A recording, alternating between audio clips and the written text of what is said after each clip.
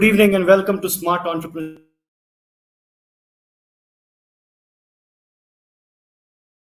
We have met a variety of individuals. We have met people from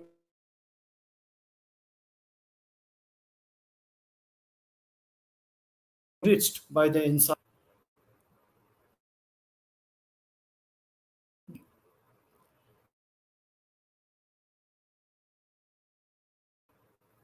We came across a person that I have known in the past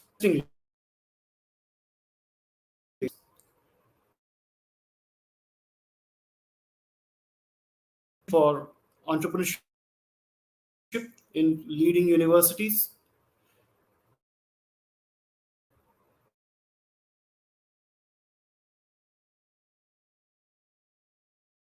Interaction a couple of years ago, and I walked away from that with a great respect for what he was trying to do. So without further ado, let me welcome our guest tonight, Apoorv Bamba. Welcome, Apoorv. Thanks, Nalin. Thanks for having me over. So you're one of those digital nomads who shifted to Goa during the pandemic. Life must be easier there. Not sure easier, but better, I would say. And better is not always the easy option, but yeah, better air to breathe and more nature to look at. Yeah. So I'm going to get through my the question that caused me most confusion when I read your profile. I'll get through that first so that then we can discuss easier matters. So in your Sure. profile, you say the most important things that you've learned in life, you learned outside the classroom. Yet Yeah. you build curriculum for entrepreneurship, which is partly in the classroom. So my question Yeah. is, and I've always been confused, you can teach business to somebody, but can you teach somebody an entrepreneurial mindset in a classroom?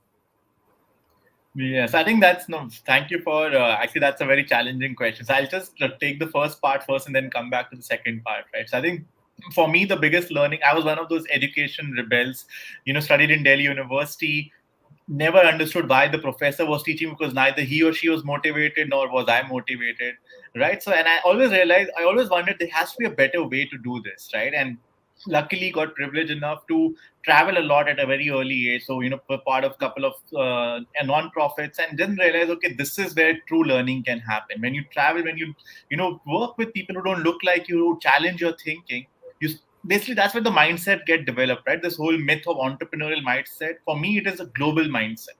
It is when you start looking at things beyond your own reality, and that's where those ideas come in. So that's the first part, but the second part is I think it is ironic that I went back to classroom, but the whole intention was that can we deliver something that is different, but not different for the sake of being different, but something that's more experiential. So even now when we deliver entrepreneurship curriculums or when we design entrepreneurship curriculum, the big element we do is on ground learning and out of classroom doing. So if we are if you're taking them like a concept like design thinking, then we would actually get them to get out of the classroom and immerse themselves. Okay, if you're in Chandigarh, but what is out there? How many times have you actually gone and spoken to the people out there, right? So I think, and the last bit that you asked, that can you actually teach someone? And I've done a lot of research on it. So what came out of that research was you can teach every bit of entrepreneurship. One thing cannot be taught ever, that's risk taking. That's sometimes something that's in you or it's not in you. No content can ever teach you how to take a risk. Yeah. So you've been doing this over a long time, and you're a serial entrepreneur yourself. You've tried and done many things. Do you find a mindset shift? Let's just talk about India for a moment. In the expectation with which people try to get into entrepreneurship today versus what it used to be earlier, is there a shortcut or that jugaad has caught on, or everybody is in some kind of a treadmill at a speed that we know is not possible? Yes, I think I compare it to the Bollywood industry in the 90s, right? You would Mhm. see a star and then you think I would want to be an actor or an actress, right? So you'd move to Bombay. I think that's what's happening in entrepreneurship right now. Every college student, someone who's growing up sees a Flipkart, sees, these stories now with Byju's and, everyone. So I think they don't realize, they don't think it's easy, but they think everyone can do it, which is, I think, it has pros and cons, right? When you start believing that. So I think when then students venture into entrepreneurship, I think they don't realize the effort it takes to become an entrepreneur, right? They, as True. you said, right, they feel like there's some quick password somewhere, and which Yes. obviously which obviously then aligns into the millennial mindset, right, of instant gratification. And entrepreneurship is anything but instant gratification. True. So it's interesting you say that. That's my experience as well. They seem to think that there is some code, something that we are not telling them, because it couldn't possibly be so hard.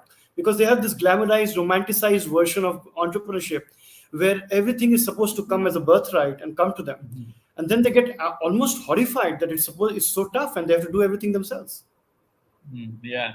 No, I think I agree, and I've been in so many conversations like that. But yeah, yeah, So when we were chatting pre-show, it was coincidental or ironical or whatever you call it, that after 2 years of, I think it was 2 years ago when we met, both of us are doing something similar in different places. In Indonesia, I run Orbit Future Academy, which is skills for future jobs. Everything we teach should lead you to become a job creator or a successful job seeker. You are doing something similar now. What is yeah. it you're doing?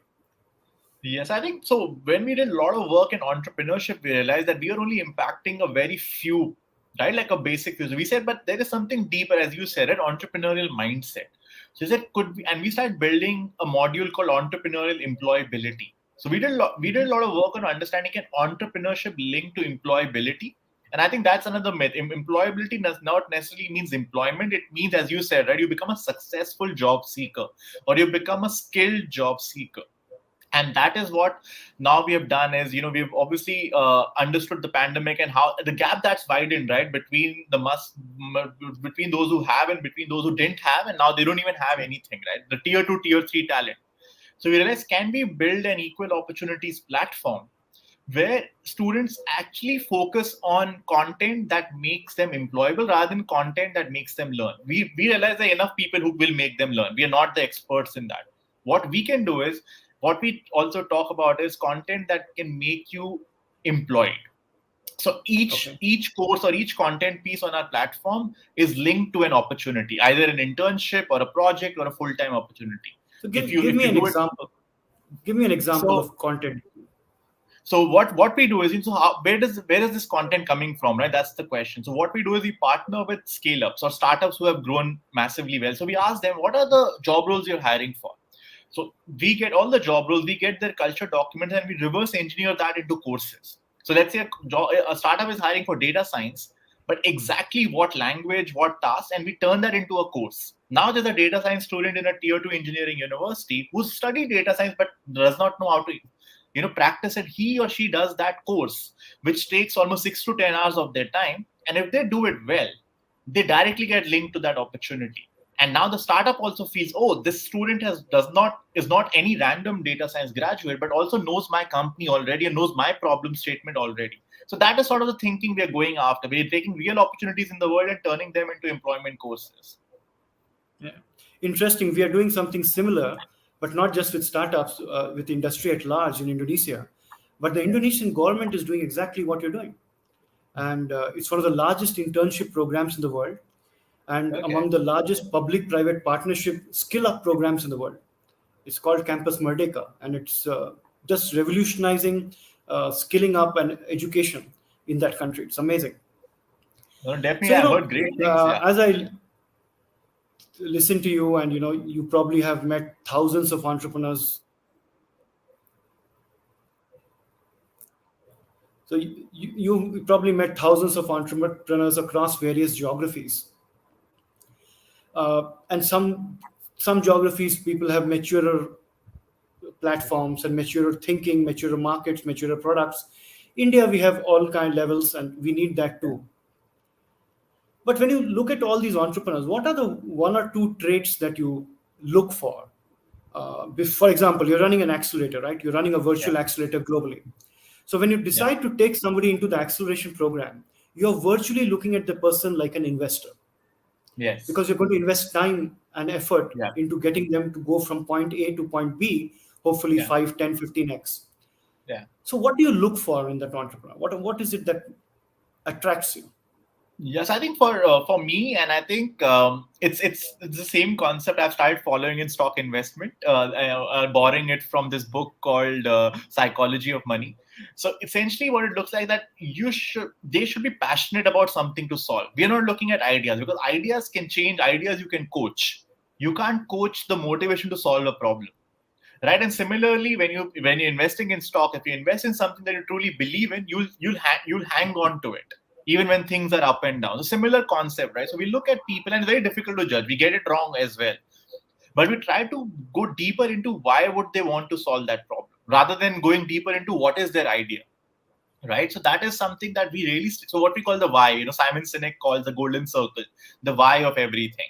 So we really delve deeper into the why, and we really ask them a lot of questions. Okay, why this problem, why not any other problem, right? And then obviously we do a skills map. Do they have the right skill set, not the expertise, but the right skill set to actually start solving the problem? Yeah. Okay. That's interesting because entrepreneurs don't think like that, right? They jump into a situation and then try to figure out how to do this. And Yeah. I often tell them the same thing that between you and the founding team, some essential skills should be mapped out. Otherwise, it won't work in the long term. So, when you run these acceleration programs in the pandemic, and we've heard all these stories of how much money is flowing in, etc. But regardless of that, because I don't go by those headline numbers because we all know what the facts are. Regardless of that, what are the sectors that are exciting you right now or exciting your end customers on the other end of the spectrum? Yes, I think one of the biggest industry which both of us are in, right? Like the one industry that was not ready for the pandemic was the education industry because they ran it as these traditional units where there'll be a university, there'll be a classroom, and you have to come in the classroom and one teacher will give you all the knowledge. So I think they were the massively hit because when they had to go virtual, all they could do was Zoom or Microsoft Teams, right? That became virtual learning, but that's not real learning. Like, so I think that has been the biggest sector of innovation, which is edtech. And as you say, there are some massive funding happening, but those are only for the few on the top. But even at the ground Sure. level, we see a lot of innovations. When we talk to students, when we talk to early stage, they are very fascinated and interested in doing something about education because they've got now faulty education in the pandemic themselves. So they're like, how can I? So the problems you face, those that's what hurts you the most, right? So I think we have seen edtech as one, and the second I would say is the whole fintech boom, right? With crypto, and I think I always say watch an IPL, you know what's happening in India. The ads that come up, right? The ads have changed from Coca-Cola, Pepsi, and now only we see all the fintech apps, advertising themselves, and obviously Baiju being the team jersey, right? So I think for me, trends are right there, and that's what we're seeing. Even the only difference being that young people are still able to start an edtech venture. In finance, you need deeper knowledge. So I think unless you are very deeply involved in finance, it's very difficult to start a fintech startup at an early age. Yeah. That's true. You make interesting points that resonate with me. I hear so much in edtech, and sometimes I have to remind people that in edtech, education comes first, tech Yeah. comes later, and Yeah. tech is only there to enable. Don't get so caught up in the tech because ultimately it's a human being you're teaching. How much Yeah. innovation are you going to do? All of you going to do to pound one child's mind? And for God's sake, don't call tutoring edtech. Yeah. Uh, After 8 hours of study, then you get the child home and torture them for 2 more hours, and now say instead of one teacher you'll have two, and run an Yeah. ad saying that is the future of education. It's a joke. It's Yeah. they're basically preying off a social dysfunction.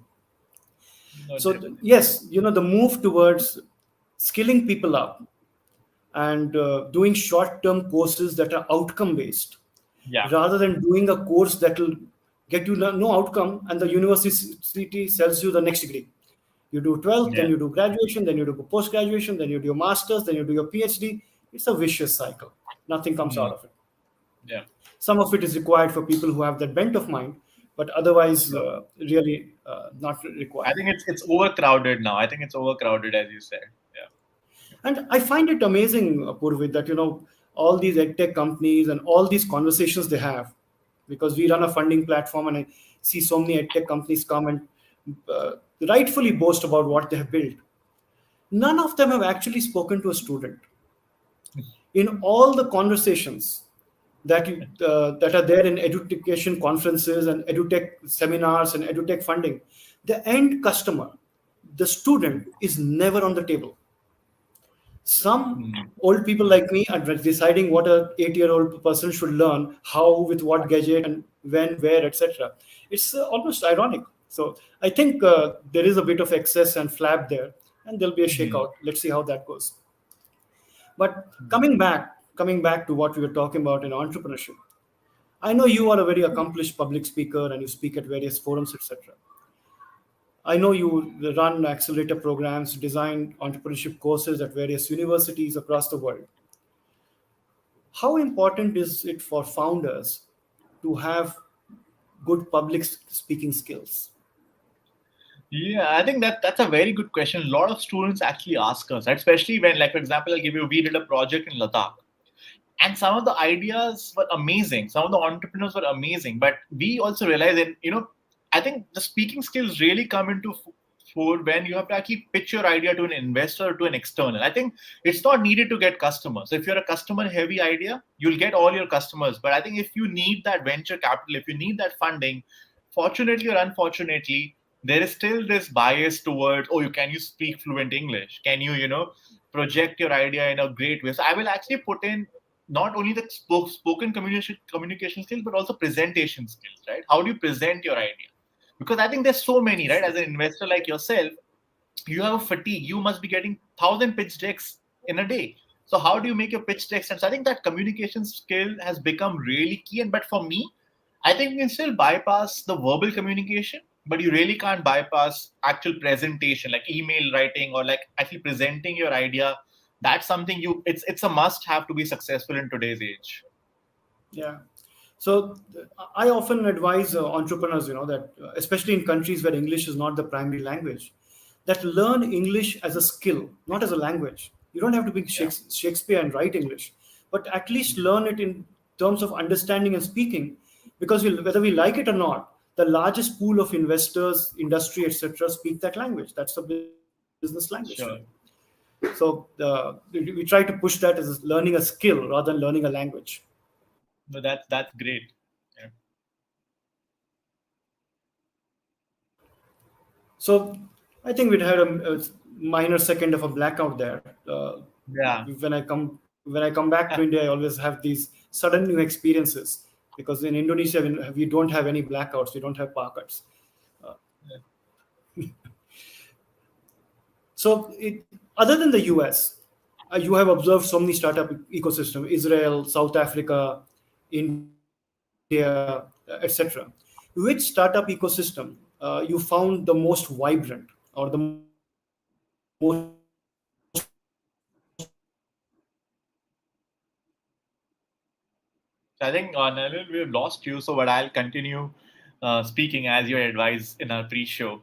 So I think the startup ecosystem that I found the most vibrant by far, and you use the word vibrant, right? So I think there are two. One is definitely the Dutch ecosystem, the Netherlands. I think they have found this magical way to attract amazing entrepreneurs across Europe, right? Even across globally, right? Like they have this one of the easiest startup visas to get. So what made Silicon Valley? That not only that US entrepreneurs could be thriving there, that any entrepreneur could thrive there, right? And that is the mind shift. Even in Netherlands, any entrepreneur can thrive. Not only a Dutch entrepreneur can thrive, right? To start I think that visa regulation we hardly talk about, but it's very, very important. And then that makes it a truly global entrepreneurship ecosystem. And if you had to ask me something to look out for, then I would definitely say the South African ecosystem, because South Africa is the hub to the African market, right? And Cape Town ecosystem is attracting massive amount of investment, massive amount of innovations are coming out of there. And yes, South Africa in itself might not be a good market, but not a big market, but you can launch into South Africa and get access to this unexplored, uncharted African territory. So I would always pick these two: the Netherlands or the Dutch ecosystem and the South African ecosystem. And within India, any states ecosystem that is exciting, So leaving aside Bangalore? yes, I think I would going to say beside Delhi or Bangalore, because those are the ones been there, done that. I think the one that currently that's really exciting also is a Goa ecosystem, and I think I'll tell you from why. But maybe not many entrepreneurs, but the startups that are moving here, companies that are moving here, able to attract the best talent. And that is why Bangalore also became so amazing when it did, right? That you were able to attract the best talent. So if you actually pick the trends of the last 2 years, the number of companies that have put satellite offices in Goa has gone massively up. Why? Because they want to attract the best talent. Because after a while, you have a great idea, you have your customers. The only way to grow is that you attract and retain amazing talent. So I think this ecosystem has been thriving. I don't know how long will it thrive for, but it's definitely thriving right now. Okay. I have found the ecosystems in Kerala, Assam, to be equally vibrant. I am not much exposed to Goa. I'll definitely touch base with you and learn a little bit more about that. The, when you are dealing with companies in the accelerator, primarily they are looking to not only grow their business but also find investors. Yeah. And the way entrepreneurs approach investors or look at investors has changed over time. Now, many people almost think of investment as a birthright, like it should be in the constitution, like a fundamental right. So, Yeah. when you are advising these startups, now they have come for acceleration, so they obviously have some traction and they are not that early stage. But Yeah. what do you tell them about how much to ask, how much to give? Because they always struggle with that. Between the greed and the need, they're always Yeah. struggling. How much to ask, how much to give? What's your advice to them? Yes, I think it's a very difficult question because, as you would know, every startup is so different. But if I had to still give a blanket statement, my first intention always is to push the startup or the entrepreneur to bootstrap till the time it doesn't start hurting the business. So again, I'm not saying hurting the entrepreneur. I think usually entrepreneurs want to raise money when it starts hurting them, right? Like when it becomes a little more painful, you can't buy the clothes you want to buy, you can't eat at the places you wanted to eat, right? So I always push them, and why I do that is because I feel till the time you don't bootstrap something, you don't understand its true value, right? And if you don't understand the true value, you don't know how much money to ask for. Either in your greed, you'll get maybe peanuts, and you'll give away too much equity, right? Or you'll keep going after this dream figure that no one's going to pay you. So I think that's why my first intention always to push them to the limit where they can bootstrap. But obviously, I do understand certain ideas, certain startups do need the funding to go to the next level. Otherwise, someone else will be coming with a similar idea, right? So I think that, but I think when it comes to valuation, for me, it's still an art. I think there's very little science behind it, especially in your first fundraise. After that, it Yeah. becomes easier. But in the Yeah. first fundraise, I think it's about what you can pitch. I always give them the Steve Jobs lingo. Pitch the vision, because you've not built much yet. Yes, you have your own credibility. Maybe you have some early customers, but pitch the vision, because it's that vision that will translate into valuation. Not what you've currently done will translate into nothing. Because if people start giving you money on what you have currently done, you'll get very little and you'll give away a lot. That's very true. That's very true. I also advise them to ask for money only up to the next milestone, Yeah. something significant. Every company to become a global company may need $1 billion, but Hmm. just like you don't eat all the 2,000 calories of the day in breakfast and then not eat the rest of the day, you don't raise all the money at once. You do it in small, bite-sized pieces. Because Yeah. entrepreneurs struggle a lot with that. Uh, Yeah. So let's talk about something else. We talked about what you look for in an entrepreneur when they walk through the door. Now, we don't often speak about this because we are generally trying to be motivating to people. Not me, but generally most people try to remain Hmm. motivational, etc. But what is that something that is off-putting for you for an entrepreneur? The entrepreneur comes and something that is slightly off-putting for you. So I mean, off-putting. I don't know if that's the word, but I think sometimes I get it where they're coming from. But I think when the whole conversation turns about money, right? Even in that first conversation, I can see that they're only doing it because they want to make money, and which is okay because maybe their context is that, right? They understand that and they realize, okay, this is business and I need money in my life. And the second thing that it's such a misleading statement any entrepreneur will tell you, because they're like, I want to be an entrepreneur because I want to be my own boss. And I tell them that that is not the truth. When you become an entrepreneur, every customer is your boss. Yes, you And might every think employee and every and employee. and every shareholder. Actually, you are the lowest.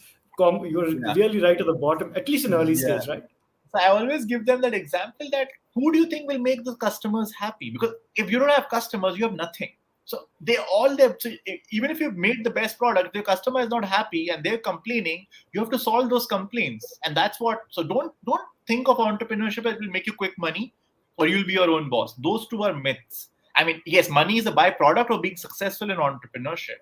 But till the last date, you are an entrepreneur, there will be a boss above you. Maybe they'll not be called a boss, but they'll be a boss. Yeah. So, we are coming to the end of the show, so I'll ask you a few final questions.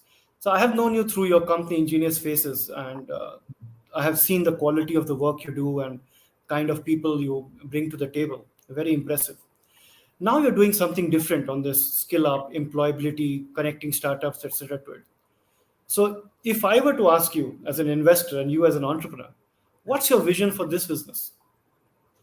So I think our vision is very simple. Our vision is equal opportunities to every person who's not in a branded institution. We put it like that, right? So we want to become an a platform full of working opportunities, not learning opportunities, working opportunities for every single person who's willing to put in that time to build that skill. It has to be skill-based outcome, not knowledge-based outcome, but skill-based outcomes. I think that is our vision, that every young person who in the future enters college or maybe drops out of college has this another platform to say, it doesn't matter if I have a degree or not. If I do these 2-3 content pieces together, I'll still be able to build the career I need to build. Yeah. Well said, well said. So that brings me to my final question. You've done so much, achieved so much, traveled so much, helped so many people, built so many businesses, etc. What keeps you balanced and sane? Is it yoga? Is it meditation? What do you do? I think it was traveling before the pandemic, which obviously got curtailed. But I love traveling. I love going meet people. And that's, for me, it's yoga, right? It's that getting away. And luckily, my work allowed me to travel. So every time we traveled for a project, I would always take 2 days off because I always like to meet with the local. And there's a difference between tourism and travel. So when you actually travel, you meet the locals, you talk to the locals, you learn so much more. And for me, that was a meditative place to be. And So yeah, any specific advice to entrepreneurs on mental health? Because it's a big issue nowadays. It's always been, but it's getting more prominence now. I think first thing is, don't be proud of saying I'm working 9 to 9. I don't think there's pride in it. I think that means you're doing something wrong. And I'm not. Yes, there'll be some days you'll have to put in that extra hours, but if you have to do it every single day, I don't think that's a healthy way. And I think a lot of entrepreneurs wear it as a badge of honor. I'm working 12 hours a day. I don't think that's sustainable. I've also done it, but I don't think it's sustainable. I always say find a hobby that takes you away from your work. It could be writing, it could be reading, it could be going for a walk. I think the earlier you find that hobby that makes you disconnect from your work, you'll be far more productive and you'll be far more happier building the So for venture you want you, to build. for you, it's traveling. It's not golf or something like that. No, so I think traveling, but apart from that, in the pandemic, I've really picked up cycling. So cycling is the Okay. other thing, but that's a very new hobby, almost like it's a pandemic hobby. I always call it a pandemic hobby. Back to childhood hobby. Yeah. Apoorv, it's been absolutely wonderful to have you. A lot of your thoughts, ideas resonate so well in today's world and are so practical for entrepreneurs of today. Thank you very much for being on the show. I wish you the very best, and I hope to catch up with you soon again. Thank you. Same here. Thank you so much for having me and wishing everyone a safe and healthy Diwali. Thanks, Apoorv. All the Take care. best.